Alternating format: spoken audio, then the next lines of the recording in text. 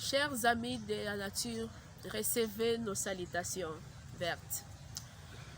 Comme promis dans notre émission de la prise de contact de la semaine passée, aujourd'hui nous recevons sur ce plateau un invité de marque. C'est M. Ludunge Elias Abdullah. Il est le coordonnateur général de l'ONG OREPA. Il va nous parler de la gouvernance du développement durable en RDC. Bonjour, monsieur le coordonnateur. Bonjour, madame Conne Rachel. Notre sujet d'aujourd'hui, de la gouvernance du développement durable.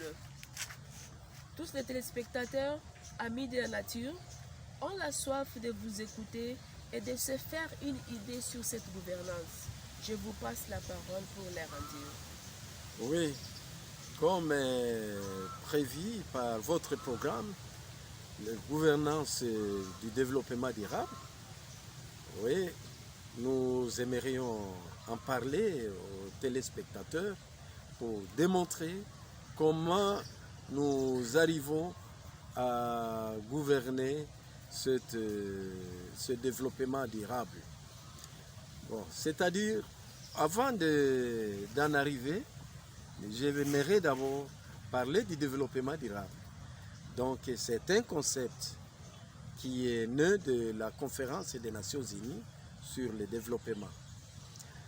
Et la définition du concept nous demande de travailler pour le développement, mais en tenant compte aussi des générations futures. Donc, ces générations futures, c'est ce qui a créé les droits des générations futures. Et ces droits et ce développement durable, ces principes et ces piliers. Et quels sont ces principes? Nous avons la protection de l'environnement, nous avons la production et la consommation durable, nous avons la responsabilité, nous avons la solidarité, nous avons la participation et l'engagement, nous avons la précaution, nous avons la prévention, nous avons la subsidiarité. Tout ça, ce sont les principes de développement durable. Et en sus de ces principes, nous avons aussi les piliers. Nous avons le pilier économique, nous avons le pilier social et sociétal, nous avons le pilier environnemental et nous avons le pilier culturel. Donc, la culture et la diversité culturelle. Le développement durable est une réalisation d'un projet qui doit durer longtemps. Peut-on lui donner raison? Bon, absolument pas. Parce que quand ce n'est pas que c'est qu'on va faire qui doit durer longtemps, non. Les concepts nous amènent à faire donc un développement durable. Et un développement durable, c'est-à-dire un développement qui concerne l'environnement et un développement qui concerne l'économie. Je viens de vous en parler tout de suite. Dans les principes, hein, il y a le principe économique. Hein, disons, où nous parlons de la consommation et la production durable. Vous venez de définir les concepts de développement durable en démontrant aussi ses principes et ses piliers. Oui. Qu'en est-il alors de sa gouvernance? Oui, la gouvernance et le développement durable, d'abord nous devons nous dire que c'est une démarche de concertation et de prise de décision qui implique de façon responsable les acteurs ou les populations concernées par les politiques du développement durable et leur plan d'action. Maintenant, le développement durable, pour savoir si réellement il y a bonne gouvernance et de développement durable, on doit tenir compte de 8 indicateurs. Parce qu'il y a 8 indicateurs qui nous démontrent qui nous démontrent qu'il y a eu une bonne gouvernance de développement durable, bonne ou mauvaise gouvernance. Et si on arrive à les réunir, là, on sait qu'il y a bonne gouvernance et de développement durable. Et parmi ces indicateurs, nous avons l'indice de développement humain. Est-ce qu'il faut se poser la question de savoir, est-ce que vraiment nous respectons les indices de développement humain? Le rapport mondial sur le développement humain de 2020 du PNUD nous démontre que la RDC a 0,480. Donc c'est vraiment un indice trop faible. Parce que l'indice part de 0 à 1. Mais nous sommes là au milieu. Donc c'est vraiment un indice faible en RDC. Bon, nous avons aussi l'indice de processus démocratique qu'on appelle IPD. Donc selon les classements des États du monde par indice de démocratie, la RDC est classée parmi les États les moins démocratiques. La RDC. Et donc ça c'est une ONG britannique qui a fait ces classements. Et il y a aussi le PIB par habitat. C'est le troisième indicateur.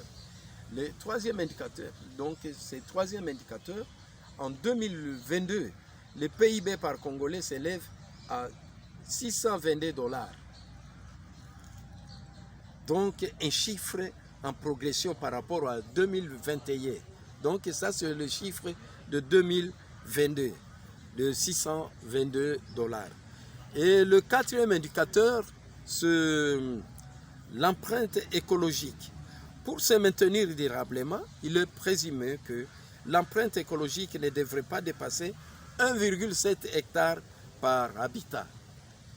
Bon, cette surface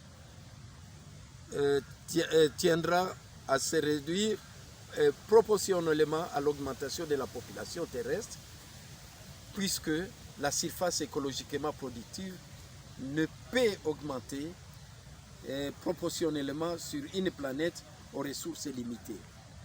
Donc, nous avons aussi les émissions de gaz à effet, émissions de gaz à effet de serre par habitat.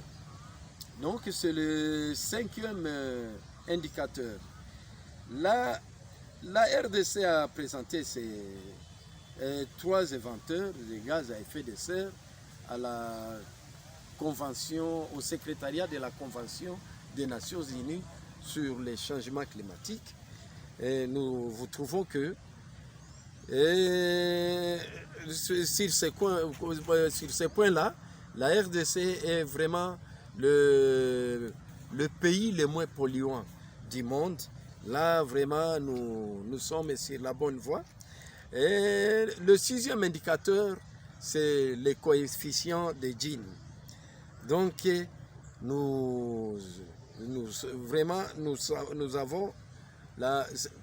ne respectons pas l'objectif 10 des objectifs, des 17 objectifs de développement, les objectifs de développement durable, les ODD. Donc, il y a une pauvreté extrême en RDC. Et le septième indicateur, c'est le pourcentage des aires protégées. Oui. Bon, il y a la convention de Carthagène qui avait prévu que nous puissions avoir au moins 17% des aires protégées. Donc, ce n'est pas seulement la RDC, c'est toute la planète. Oui. Bon, est-ce que nous avons atteint ça? Je ne pense pas. Mais en RDC, on nous dit qu'il y a PARAP et WWF qui ont fait de sorte que nous puissions atteindre ça. Mais je ne suis pas, moi personnellement, et ça ne m'engage que moi, je vous dis que nous n'avons pas les 17% là, en RDC. Et il y a aussi les taux de croissance démographique. Les taux de croissance démographique, nul n'ignore comment quel est le taux de natalité en RDC et quel est le taux de mortalité en RDC. Donc, nous ne réunissons pas tous les indicateurs pour arriver à dire que nous avons une bonne gouvernance de développement durable. Quel est votre constat sur cette gouvernance en RDC? Bon, le constat, pour moi, il est amer. Hein? Nous n'avons encore rien fait. Nous n'avons encore rien fait depuis qu'on a souscrit au développement durable. Donc on n'a rien fait vraiment. On n'a rien fait. Nous sommes encore au bas de l'échelle. Ah bon? Oui, c'est ça le constat. Les constats. Quels sont les conseils que vous prodiguez afin que nous montons l'échelle? Oui,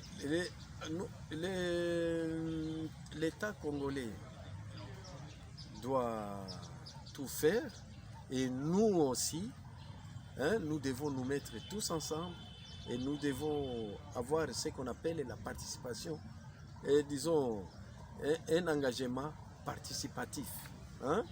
Nous devons tous participer activement pour que nous puissions atteindre ce développement durable. Parce que si on n'a pas atteint le développement durable, vraiment, on ne voit pas comment est-ce qu'on peut tenir la vie. On ne peut pas tenir la vie. Hein?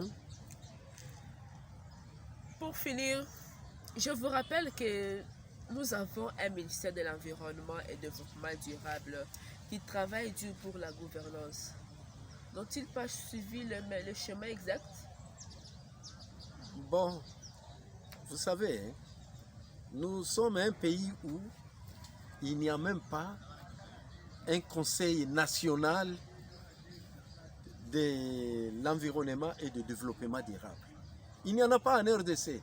Alors que la loi de 2011, cette loi relative à la protection de l'environnement,